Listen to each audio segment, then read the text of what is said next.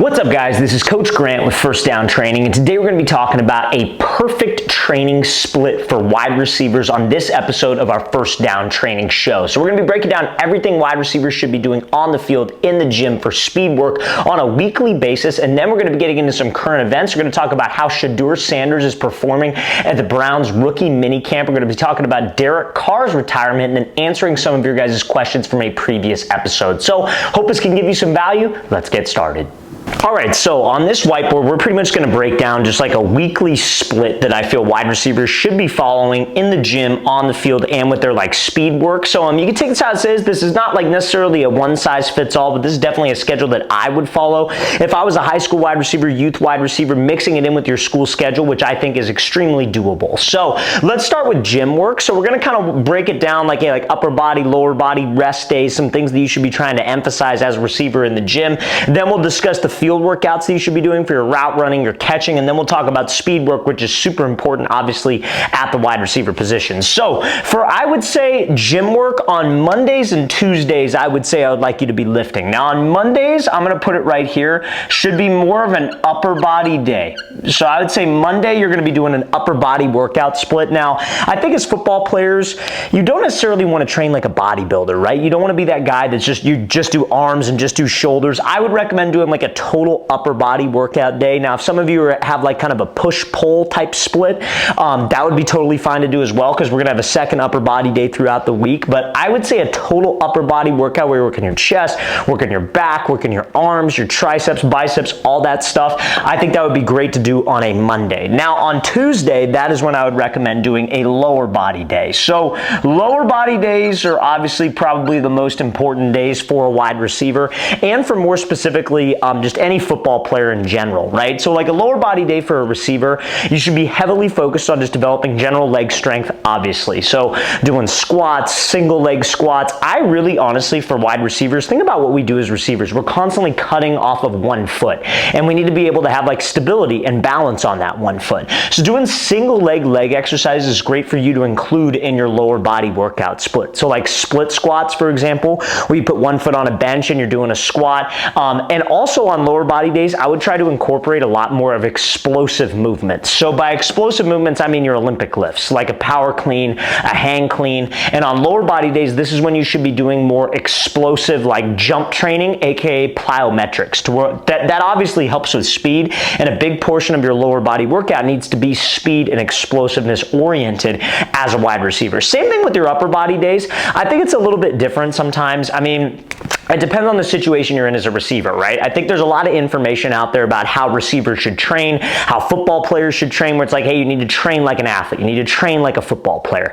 But honestly, like if you need to gain weight, you do need to train like a bodybuilder. So I would say it needs to be a mixture of both, but I would say on this Tuesday workout, lower body explosiveness should be emphasized in my opinion. Now, on Wednesday, you're gonna see why throughout the rest of this like kind of workout schedule, but we're gonna be taking a rest day from the gym, so we're not gonna be doing anything in the gym on Wednesday. Let yourself recover. You shouldn't be picking up weights. You're probably, or at least you should be sore from your lower body and your upper body workout. Then Thursday, Friday, we're going to copy the exact same thing. Now we're going to be doing upper body here on Thursday, and then lower body on Friday. So obviously, like I would say a good lifting split for really any football player is going to be lifting 4 to 5 times a week. Now, when we get into Saturday and Sunday, we're going to talk about how that can differ depending on what you're actually doing in the gym and how much time you're spending in the gym, because there is such a thing as overtraining, which won't allow yourself to grow. And obviously getting a lot of sleep is important to allow your body to recover, and taking care of the things necessary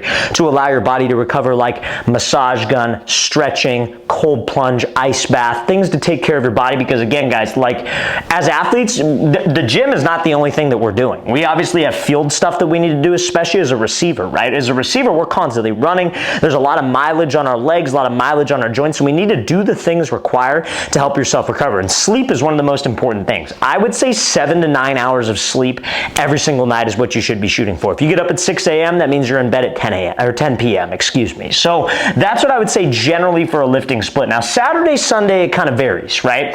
So let's say, for example, you're just like upper body, lower body, and you're just killing yourself in the gym. Working out really hard, a lot of output. You may be spending an hour, hour and a half in the gym. I think 4 days is plenty, especially if you're on the younger side of things. Now, let's say maybe your upper body day was like an hour, lower body was like 40 minutes. You know, maybe you're not super sore, maybe you're not super tired. I think on Saturday or Sunday, you could maybe include an additional upper body or lower body day. So what I'm gonna put is I'm gonna put an X on Sunday. You take Sunday completely off. But Saturday, I'm gonna put total body. So again, this is just, again, you don't necessarily have to work out on this Saturday, especially if throughout the week you feel very, very tired, you feel like you got a lot of work in, you feel like you're sore, you've been spending a lot of hours in the gym. But what I will say is you could incorporate a 5th day if you feel like you need to on a Saturday or on a Sunday as a receiver for the gym. Now, with these upper body and lower body days, do you have to do the same exercises? No, but at the same time, one of the things that a lot of receivers and a lot of athletes don't understand is that to get better, you have to do the boring stuff. So like if your Monday workout is the exact same as Thursday, that's totally fine as long as week in and week out, you're trying to increase the weight or maybe increase the amount of reps that you're doing at a specific weight, so you're consistently elevating. If your workout is just like 3 sets of 10 with the weight that you can handle, and you do 3 sets of 10 for the next 4 months and you're not really pushing yourself, it just gets easier, that's when guys start to plateau. So you can do different things on these upper body and lower body days, but a lot of it's consistency. You gotta work the same muscle groups, you gotta do similar exercises, but always be trying to increase the weight and getting better, okay? So I hope that makes sense as far as the gym goes. Now, let's talk about the field. Let's talk about route running. So, I mean, I would say probably 4 times a week is when you should be training on the field as a receiver. Now, there are things that you could do every day as a receiver. Working on your hands is something that you could do every day because that doesn't put a ton of mileage on your legs, your joints, your feet, things of that nature. So, 7 days a week, you could be doing something for your hand-eye coordination, your grip strength, because I feel that type of stuff is something that's very repetition-oriented. We get a lot of receivers who will ask me, hey, how do I improve my hands? You get better hands by reps, dude. Whether that's, you know, tennis ball drills off a wall, working on your hand-eye coordination, working on your grip strength, or getting out there with the quarterback and catching for him. So I do want to make that clear that there are things that you could do every single day as a receiver. This is going to be more so route running oriented, okay? So now, we got obviously the gym work. Now let's talk about the field work. So I would say on Monday, I would say that's probably a good day to work on your routes, right? Because routes, I mean, again, I'm talking like top of the route, running full routes, getting in and out of breaks. Top of the route focused is what I would say Monday would be. Now, since Tuesday is a lower body day, right, your legs are going to be tired. Now, some people might see something like this and claim that it's like, oh, you're overtraining, like this is too much, etc. The thing is, guys, when you get to college, they don't care about overtraining. And granted, they spend a lot of time on recovery. You obviously have full-time like trainers, full-time staff, so you could actually like work out extremely hard multiple times a day and still be ready to go the next day. But at the same time, like people will say that this is overtraining. In college, you're going to have to get used to this type of schedule, and you're going to have classes all day, and you're going to have to study. So it's kind of priming you for that time when you ultimately get to college, because that's, I would assume, why you're watching this, because you want to get to that next level of play. So for Tuesday, I would say that's going to be a press release focused day, because again, we don't want to put a ton of mileage on my legs. So I'm going to put like releases. So that would be just like all getting off the ball type of stuff. You work a split release, you work a crossover release, diamond release, whatever releases that you like to work, or whatever releases maybe you've worked with your own trainer. I would say Tuesday would be a day to work on that, okay? Now, let's talk about Wednesday. I would say Wednesday we're going to take completely off from like route running training. I would just say that's going to be a day where you could relax, rest, especially because you're taking it off in the gym. We're going to be doing something on Wednesday for speed work, but I would say that's a day where you just want to completely rest. Now, Thursday, upper body day again. This is where we're going to be working top of the route. So we got routes. Then Friday again, be working releases.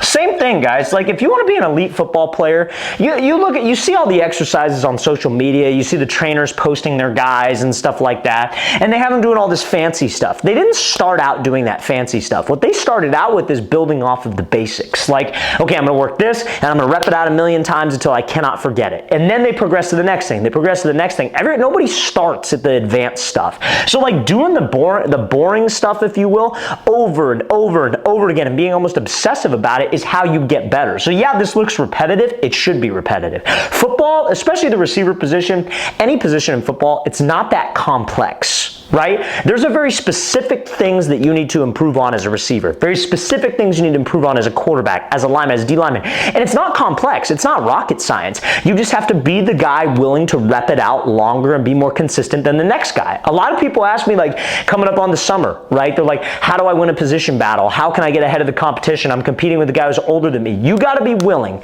to put the work in longer than he does. As everybody watching this video will claim that they're a hard worker, but how long are you a hard worker? I know me personally, like with other trainers, right? Like, they'll post videos on social media, they'll post stuff, and maybe it gets some traction, maybe it doesn't. I know I'm going to show up every single day. That's how I got the edge on those guys. They might beat me one day, but are they going to beat me the second, third, fourth, fifth? Because I'm obsessive about that type of stuff and about the stuff that I put out to you guys, and I'm competitive in that sense. That's how you guys need to be towards your training.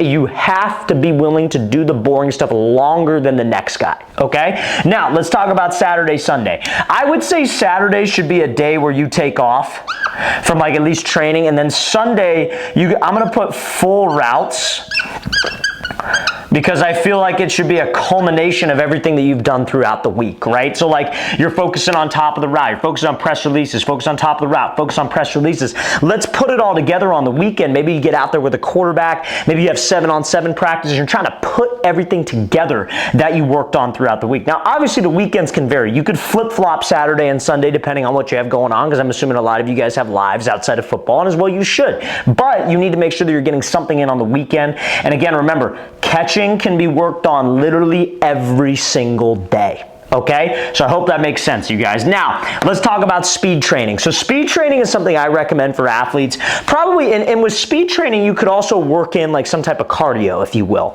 Like, being in football shape and being in like long distance conditioning shape are a little bit different, right? Like, football is very stop and go. Let's take a sport like soccer.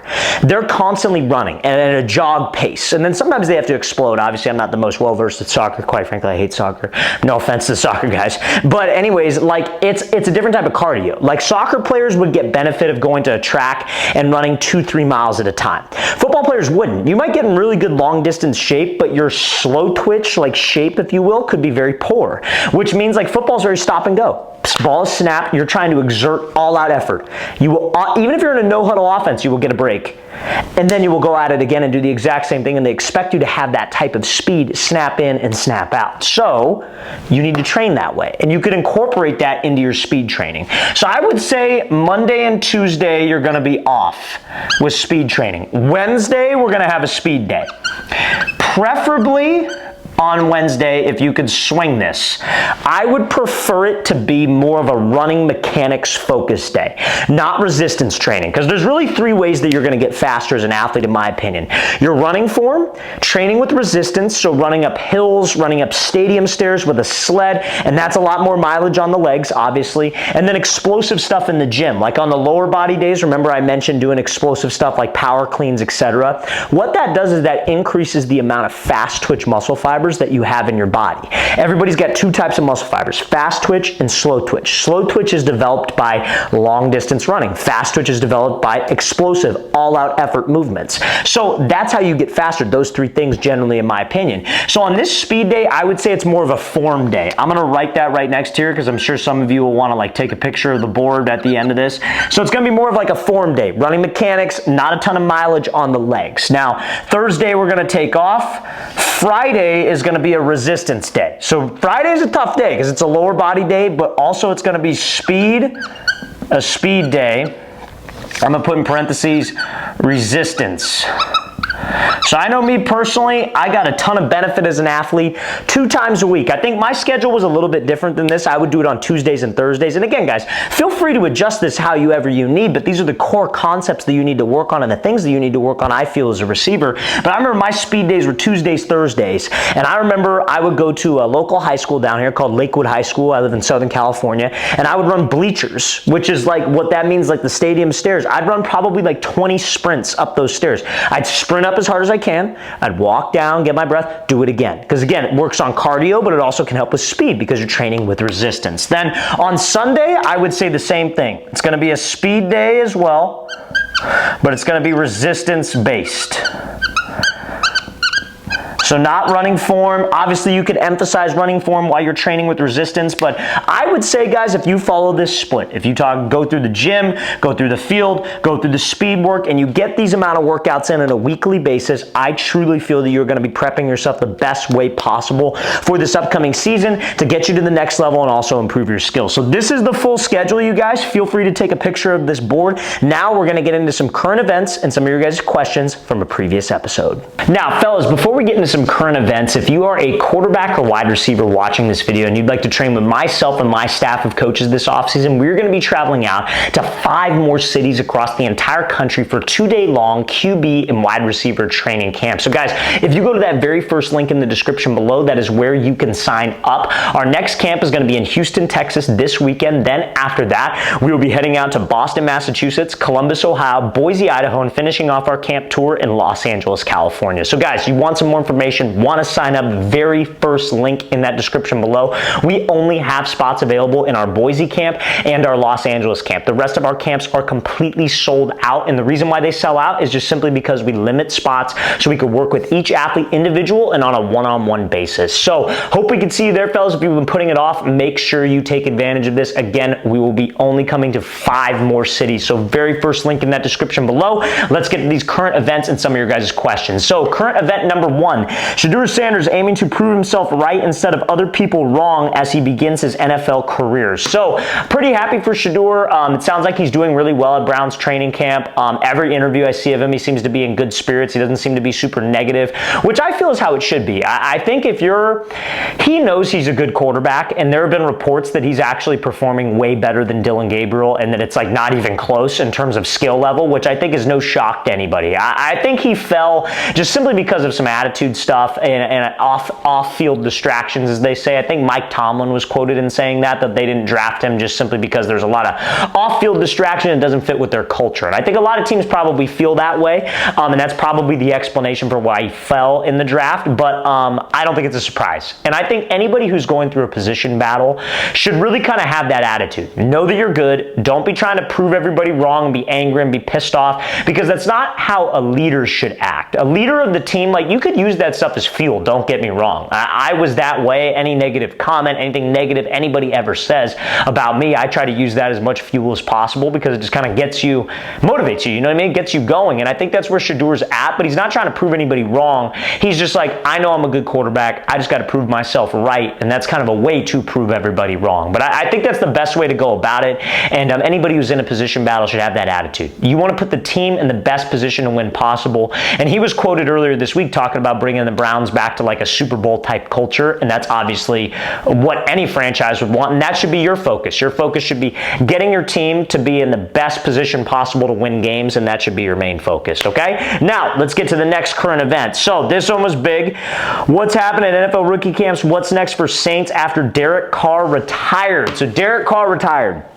Now, if anybody knows me personally, they know that I hate Derek Carr. Probably a great dude. I'm not trying to say he's a bad guy. He's probably a very, very good guy. I remember we were in Tampa, Florida. This is why I can't stand Derek Carr. But we were in Tampa, Florida, and it was our very first training camp that we ever did. This was probably like 4 years ago, I want to say. I think it was like 2021. So yeah, like 4 years ago. And we were sitting at Tampa airport. We had a flight leaving Tampa at 6 p.m. It got delayed till 6 a.m. the following morning. And so I remember the Chargers were playing the Raiders Sunday Night Football, and I remember betting money on the Chargers to beat the Raiders. The Raiders were killing them, and I remember I fell asleep, woke up, Chargers had came back, and then the Raiders got a win with some BS. Derek Carr just threw the ball up in the air, and there was a holding call, and it was like a purposeful just throw it up because he saw the holding, and they zoomed in on Derek Carr's face, and he was smiling and grinning at the camera. It pissed me off. Ever since then, I've hated Derek Carr. So when he retired, I had 5 or 6 people send it to me because they were like, oh, hey, look, Derek Carr retired, because they know how much I don't like him. But anyways, I'm happy for Derek Carr. I think it's pretty interesting. If you look at the stats of his career, it's just interesting, right? Granted, he plays the hardest position in all sports. He plays quarterback. But if you have spare time, what I recommend, look up that guy's stats, wins versus losses, his personal stats, and look up how much money that dude made in his professional career. absolutely insane. Like crazy, the amount of money that they paid that guy for like a average, below average quarterback in terms of wins and losses. So, I mean, I think it's interesting, but it happened for Derek Carr. Glad he's able to step away. They said he stepped away because of a shoulder injury. So, the game we play is tough, man. Football's tough. It puts a lot on your body, a lot of stress on your body. So, hopefully he enjoys retirement. Hopefully he stays away too as well, okay? So now, guys, we're going to get into some questions. So if you guys have questions, stuff you want to ask me, I post them on Literally. I'll answer them. I respond to generally every comment we get on our YouTube channel, but if you guys have questions, stuff you want to ask me, post them in the comment section below, and you can be featured on one of our episodes, because all these questions I'm about to answer are from past episodes and questions that you guys left. So I really appreciate the support, guys. Let's get into some of these questions. So question number 1 from 3PXRKS. Do video on recovery. I've been missing practice because my body be suffering. I want to go every day, but my body just can't. So when it comes to recovery, especially as football players, we're constantly working out. We're in the gym,